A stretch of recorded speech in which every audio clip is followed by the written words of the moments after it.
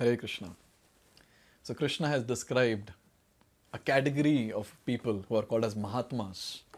And Krishna said that they are the ones who are not deluded. And they are the ones who actually know me as Supreme Personality of Godhead. But now if we ask a question, so what are their activities? What do they do? This particular question is answered here in shloka number 14. A very nice, a very important shloka. Satatam kirtayanto mam yatantascha dradhavrataha namasyantascha mam bhaktya nityayukta upasate. So here, what does a Mahatma do? Satatam kirtayanto mam. He's always satatam. What is he doing? Kirtayantaha mam, chanting my glories. And yatantascha dradhavrataha. He's endeavoring with dradhavrata, great determination. Namasyantascha mam bhaktya. He's bowing down before me. Nitya yukta upasate. He's perpetually worshipping me with devotion. Nitya yukta upasate. So these are the different activities that a Mahatma is doing. When we are reading this shloka, when we are discussing this shloka, that greed should come that even I want to do all these activities. Even I want to become a Mahatma. Even I want to become a pure devotee of the Lord. This greed should come when we are discussing this. So let's discuss each and every activity this Mahatma is doing. The first one, that is Satatam Kirtayanto Mam, this particular line. A Mahatma is always engaged in chanting the glories of Supreme Lord Krishna, the personality of Godhead. He has no other business. He is always engaged in glorification of the Lord. So Mahatma is doing this first thing. What is he doing? He is glorifying the Lord. What all things he is glorifying? He is glorifying the Nama, that is the holy name of the Lord.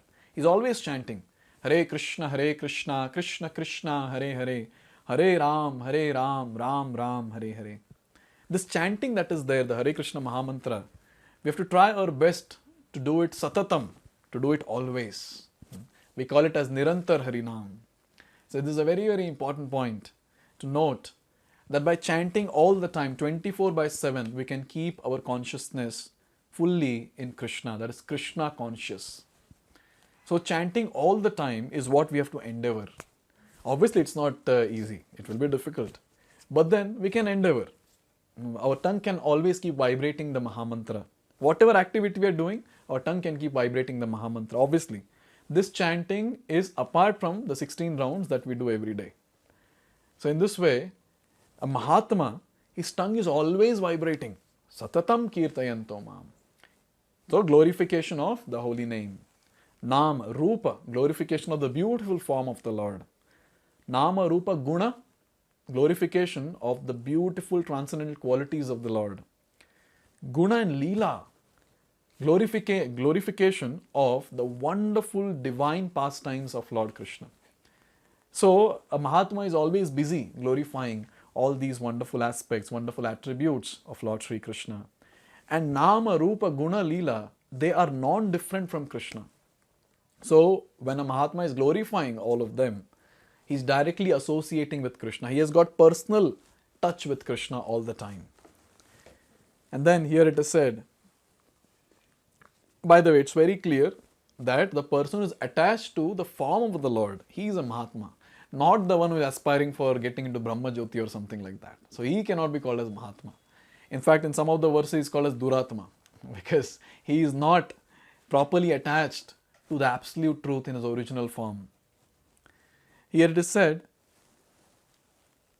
that the Mahatma is always engaged in different activities of devotional service, such as described in Srimad Bhagavatam. Shravanam kirtanam Vishnu smaranam pada sevanam archanam bandhanam dasyam sakhyam atma nivedanam. So there are 9 angas of bhakti, 9 different elements of bhakti, starting from Shravanam and Kirtanam, that is hearing the glories of the Lord, chanting the glories of the Lord. Shravanam, Kirtanam, Vishnu Smaranam, remembering the Lord, meditating on the Lord. Vishnu Smaranam, Pada Sevanam, serving the Lord. Archanam, doing deity worship. Vandanam, offering prayers. Dasyam Sakhyam Atma Nivedanam. So this is at a different platform where the devotee is serving the Lord as a servant, as a friend, and also at the end completely surrendering his entire existence at the lotus feet of the Lord. So Mahatma, a pure devotee, is doing all these 9 elements of bhakti, starting with Shravanam and Kirtanam. Such a Mahatma has firm determination to achieve at the ultimate end the association of the Supreme Lord in any one of the 5 transcendental rasas.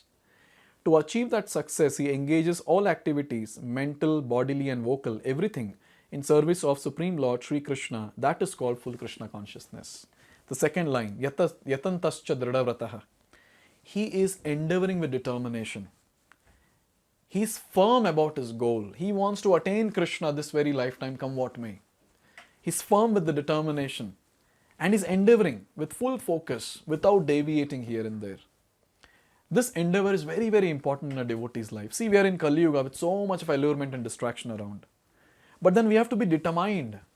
Only with determination we can practice bhakti very nicely. And only then we can actually attain Krishna this very lifetime. Or else it will be very difficult. So we have to engage our kaya, vacha, manasa. Kaya means body, vacha means speech, and manasa means mind. Kaya, vacha, manasa and atma, soul, everything in service of Lord all the time. Maybe to hear it might be a bit overwhelming, but then this is what is needed. And with practice we can do this. In the association of a devotee, under the guidance of a pure devotee, we can achieve this state of engaging oneself at all levels from kaya till atma 24/7. It is possible. But we should be determined to do this. And one of the tests of our determination is fasting. So fasting on Ekadashis, fasting on the various appearance of the Lord, like for example Janmashtami is there, Balram Purnima is there, and all of that. So when we are fasting, we are actually determined to please Krishna. And what are we doing? We are fasting and making sure we increase our activities of Krishna consciousness. So fasting on Ekadashi is a very, very important anga of bhakti. It comes once in 11 days, once in 15 days. So this Ekadashi, if we fast, it is said that Krishna is very, very pleased. Because Ekadashi, this particular day, is very, very dear to the heart of Krishna. So anyone who observes Ekadashi by fasting and feasting on Shravanam and Kirtanam, chanting and hearing the glories of the Lord, Krishna is very, very pleased. So what do we do on Ekadashi? We do Upavas. Upa means near and Vas means to stay. So we stay near to the Lord on the day of Ekadashi. So it's a test of determination, if we can fast.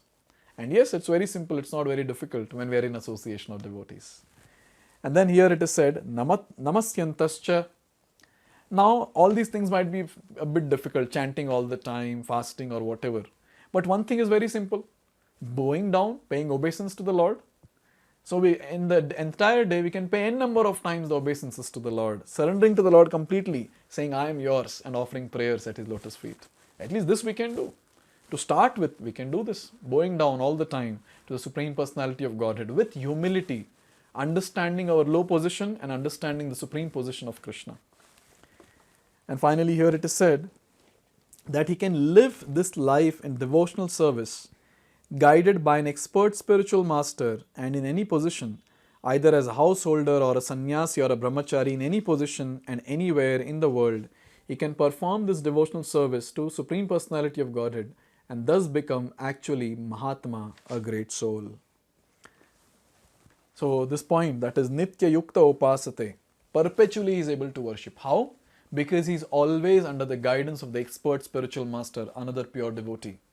And by the mercy and by the guidance of such a great soul, a person, a Mahatma, or even a common mind like us, a common devotee like us, can practice bhakti perpetually. So it's very important to be always under the guidance of a pure devotee. Without guidance, we cannot actually practice bhakti. Very, very difficult. We cannot do anything in bhakti, without guidance. So in this way, Krishna has described the activities of a Mahatma very, very clearly. And I'm sure these activities are so attractive that we all would like to imbibe this in our day-to-day life. The only thing that is needed is hankering. When will I come to this level? When will that day come when I'll also do these activities that Krishna is mentioning? And look at with such a pride Krishna is describing a Mahatma. So if we become Mahatma, if we become pure devotee, Krishna will be so pleased with us. So we have to hanker to become a pure devotee. So this hankering will take us to the next level. Now, after describing this very, very wonderful topic, now Krishna is going to take us to another level. Till now he has mentioned so many types of worshippers. Now Krishna is going to again give a technical information about 3 more types of worshippers. So let's see that in the next video. Hare Krishna. Hare Krishna, Hare Krishna.